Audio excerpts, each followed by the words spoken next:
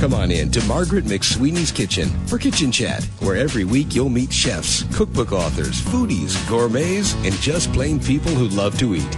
And along with laughter, chat, recipes, and stories about food, you'll sometimes also hear words of inspiration, love, and hope. As Margaret always says, Kitchen Chat is food for the senses and food for the soul. So grab a cup of coffee, put your feet up on a comfy chair, and get ready to spend a little time with Margaret and her friends.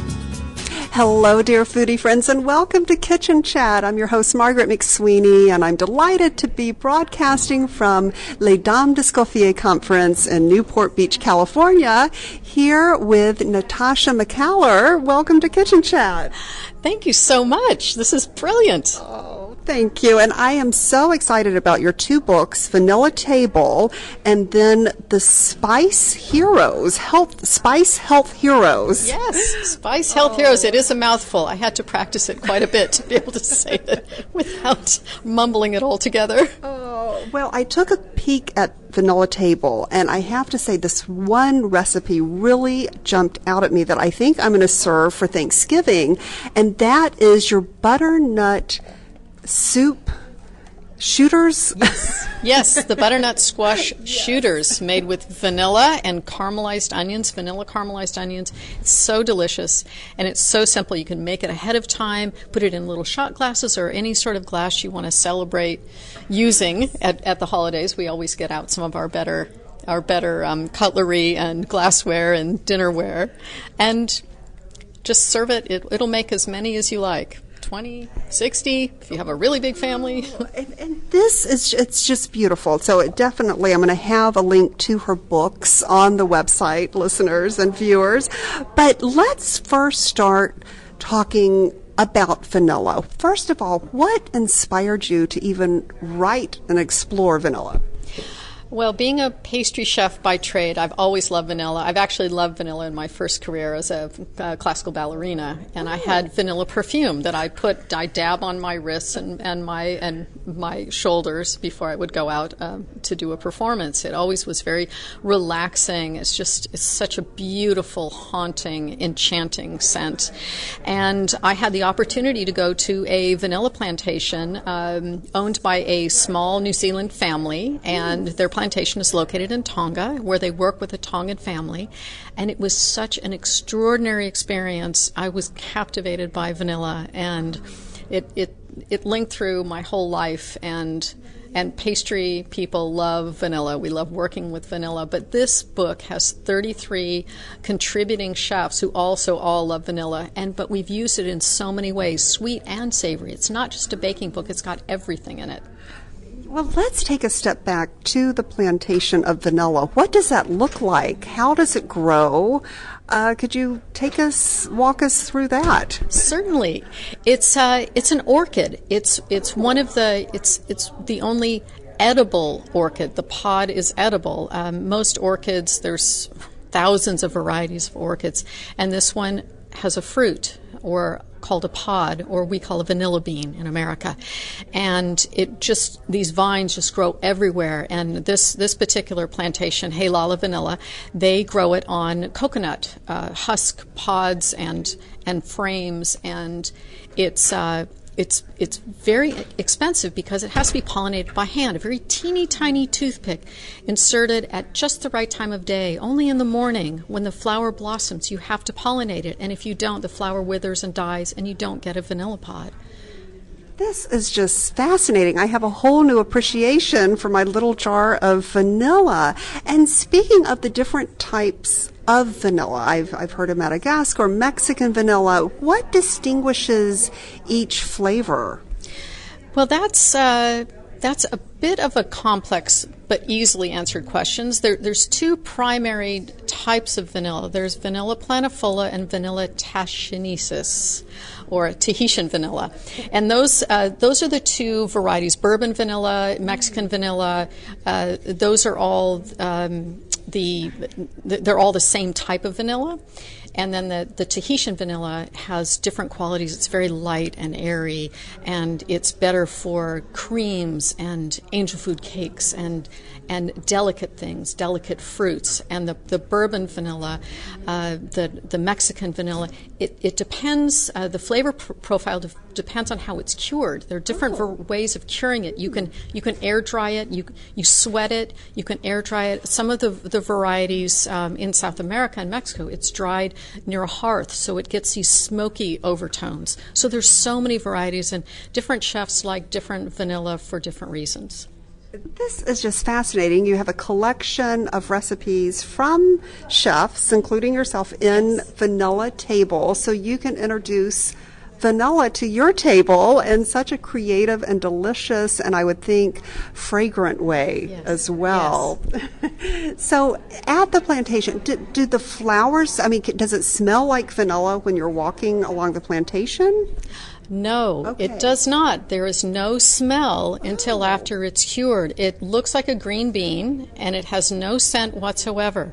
Only because of the curing process, you get this absolutely enchanting scent that just travels through the breeze, the tropical breezes all over, and I just can't get enough. Oh, so I wonder how they discovered that if you heat up or cure this green bean, that it turns into vanilla. What is the history of that? Well, the myth and probably the logic is that in Mexico, where vanilla originated from, it's the only country to this day that vanilla is pollinated by a bee, the Melipona bee.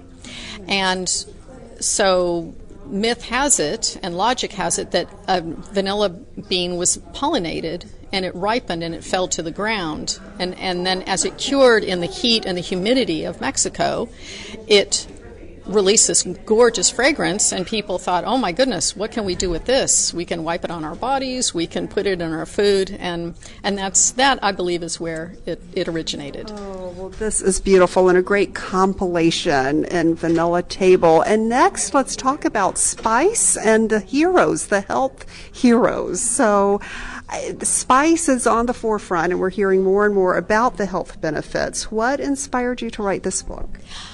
This book was inspired by my love of spices. Vanilla, of course, is a spice, and so it was a logical segue to get more involved with spices. And I've always loved working with certain spices that just the smell, you inhale and you either get excited or you're calmed or you can't get enough of it. Cumin, for one thing, when it's toasted, it's just, oh, what's that smell? It's just gorgeous, and I can't get enough of the cumin either. Look at this vanilla and cumin.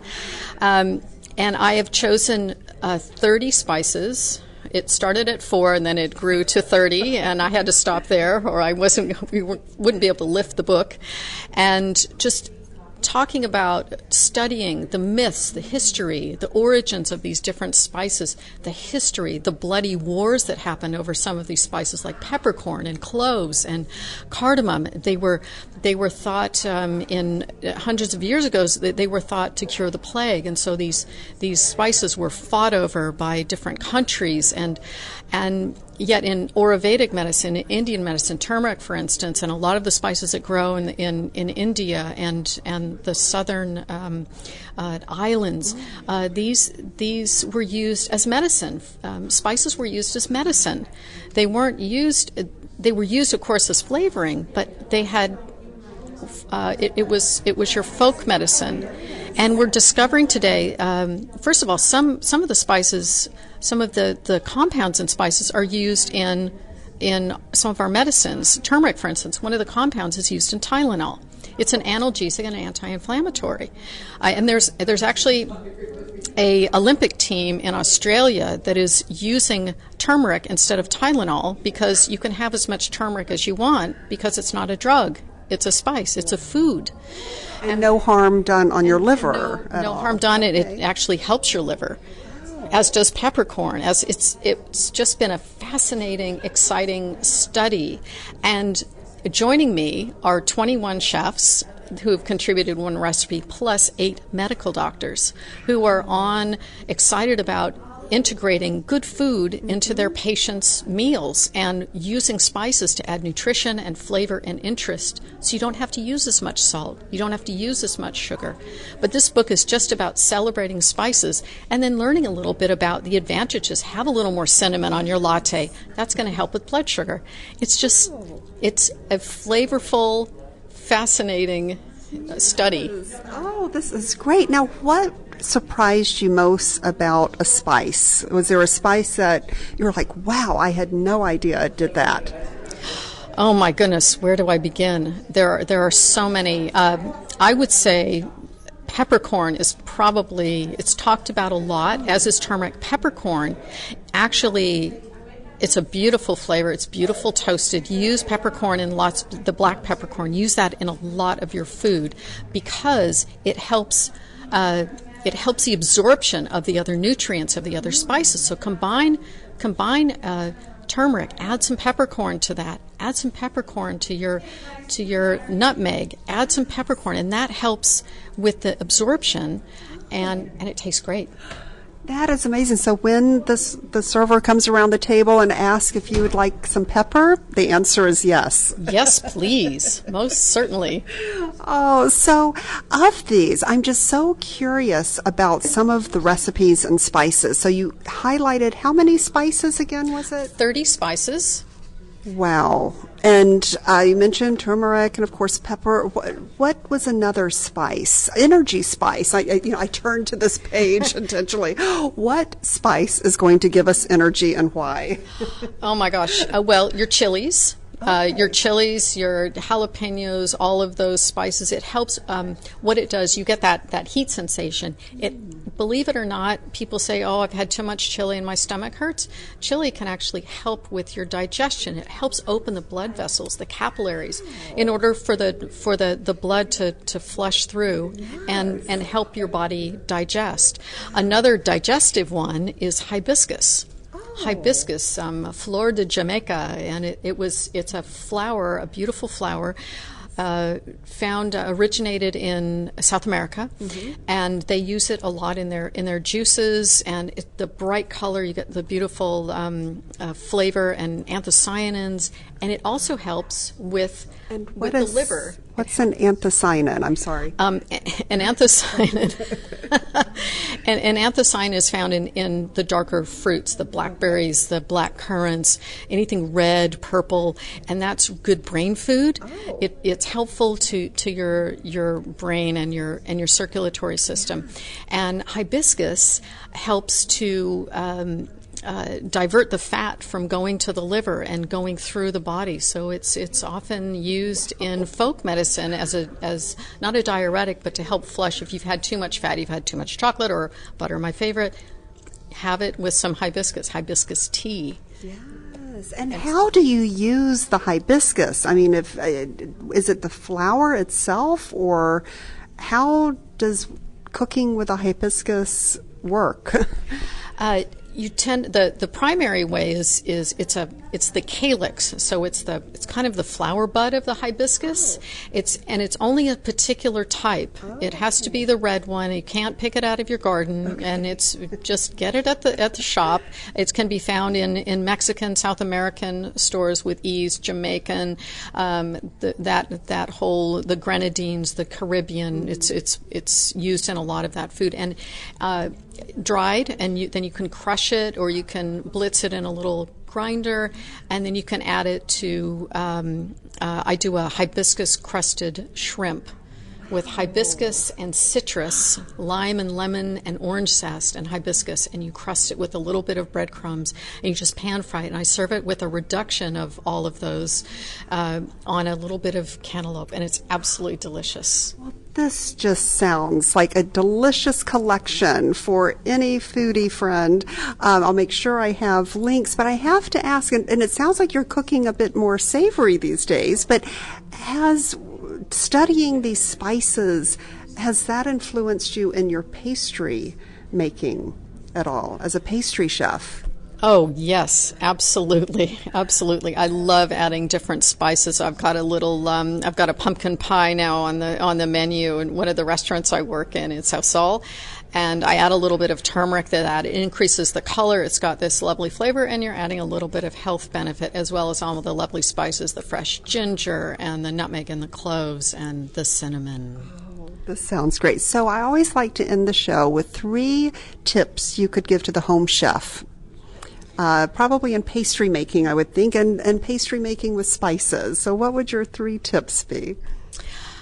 Taste your food. Make sure that more is not necessarily better. Okay. Of cinnamon, for instance, if you add too much cinnamon, it has a coagulating effect, and it can make. And I've made that mistake. I made some scones, and I used a lot of cinnamon because I loved it, and they just turned into this glob.